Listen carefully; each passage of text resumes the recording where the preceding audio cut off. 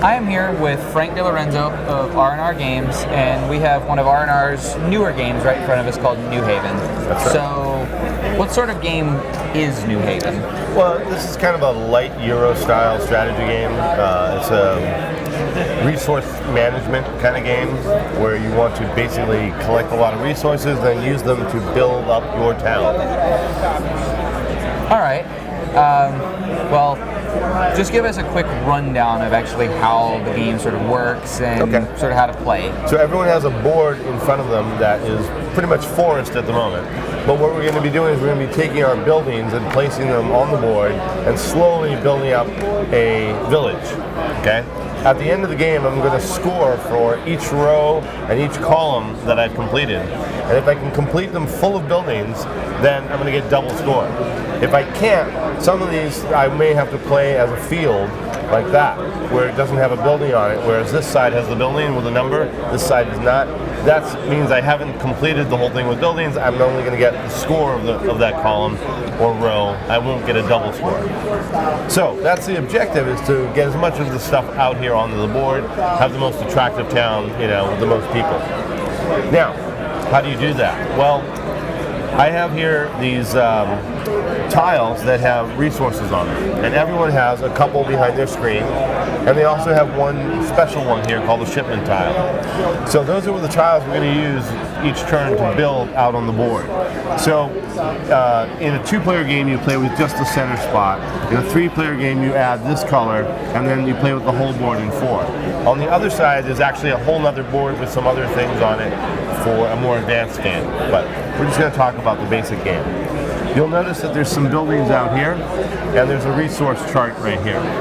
The way this works is, on my turn, I take one square, and I can place it anywhere I want on the board. I can put it out in the middle, or I can attach it next to something else.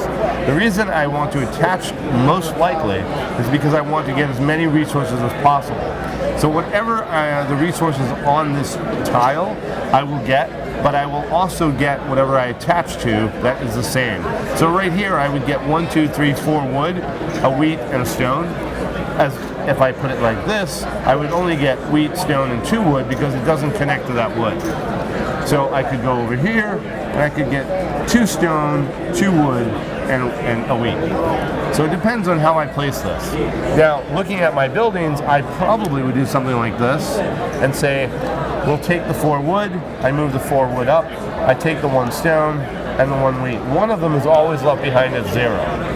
It's very important because we're going to build buildings from these things. So, at this stage, I can look behind my screen and say, well, I have a 3 red building, I'm going to use it to build there. I use up 3 of these, and now I say, well, I can't use the rest of these. Well, actually I can. I have another building. I'm going to take a chance here, and I'm going to build it upside down. So I can build this building upside down for the cost of this, but you know what? I actually am cheating already. I can't do that because that's 2, right? And this is only 1, so I can't do that. So as much as I'd like to turn that over and take that 1 away, I can't. So now what I have to do is pass it to you. Say, guess what? Here's some leftover for you to use. Now, if you have anything in there that you might be able to use, you would use it up, and it would go to the next player and so on, and they might use some of it, but they might leave some behind.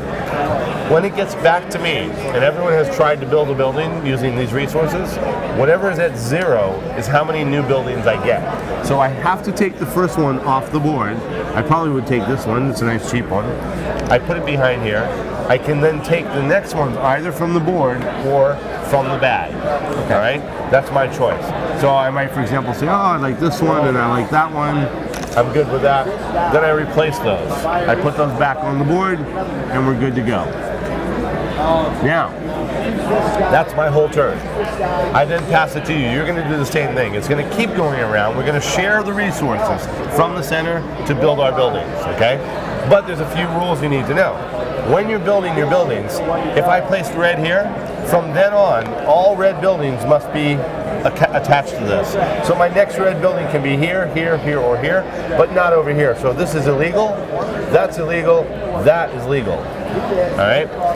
Now, again, if I don't have the number I want, because this number has to match the row you're in, so this is a 2 building, goes in the row 2, But I could put it in row 4 by just turning it over, saying I'm gonna pay the 4, I'm gonna make it a lovely field, but I don't get a building. All right, but at least I cover that square. That's what you're gonna do later in the game when you really like, oh, I gotta fill that row, I gotta fill that column, because you cannot score if you don't fill the column or you fill the row. All right. So, there is one other feature you have in this game, and that is the shipment tile. Everyone has one of these that they can use once in the game. When they want to use it, it's a big boost for them. They say, I'm going to get 4 of whatever I want. And if it attaches to something that they're calling out, they're going to get it. So if I say this is 4 wheat, then it'll be 4 plus 1 is 5, and we'd get 5 wheat. But if I say this is 4 wood, it would be 4 plus 1, 2, 3, 4 connected wood. I now get 8 wood. So usually you use it a little bit later in the game to get a big boost if you have some big buildings that are 6s or 5s to build. That's pretty much the whole game in a nutshell. You play until 1 square is left. When 1 square is left, that's it. Game is over. You score each row, each column, and you're done. Now, there is an expansion set that we released at Essen that we also have called the New Haven Charters. These are additional scoring goals that add to the game. So, I guess just one gameplay question here. What happens to this now that it's brown? I forgot to tell you that. When it's done, when your turn is done, and you've used up the 8 wood, whatever, I flip this over any way I like. I say now it looks like that. For the rest of the game, for you people, it's going to be that, not the 4 wood. Gotcha. Yeah. So, I know R&R Games has a lot of some of the kind of lighter family, I'd say, kind of party games. Yep. What inspired you guys to make a game like this? And I guess what inspired you to even sort of go with the theme that you did?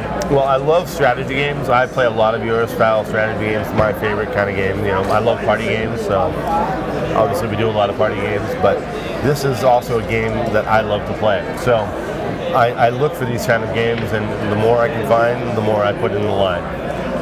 This one in particular stood out for the mechanics of the game. When we actually got this game, it was a completely different theme, and I loved how it played. I just didn't like the theme. So we found a theme that we thought worked really well, and built it from that.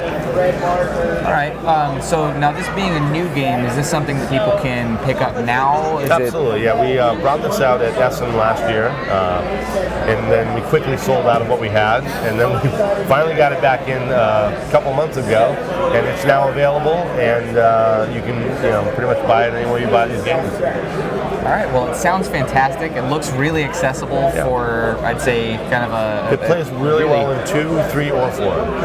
Okay. Are there actually alternate rules for 2-player? Because I know a lot of games do that. With, not really. Actually, no. The rules for 2-player are exactly the same.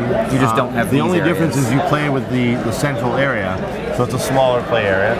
On the other side of the board, we have a secondary board here. This has a little bit different. You have certain spaces that are going to start with either one of these tiles or one of the pawn tiles, which look like this. These are actually going to block the area. You cannot go through them, you cannot connect through them, so they're a little bit of an obstacle. And on this board, you will find clearings where buildings will be. And these buildings, when you place in those clearings, you get to take the building for yourself. So it's a little bit different, a little bit more challenging, but we like to maximize as much play as you can in our boards. So. Oh yeah, that's fantastic. I was going to say, because this side seems like it's really great for, say, like a family, and the other side's really great for a group of gamers that are really kind of into those sort of things. Yeah. Absolutely. Well, thank you very much. It sounds really exciting. Yeah, I appreciate your time. Yeah, enjoy.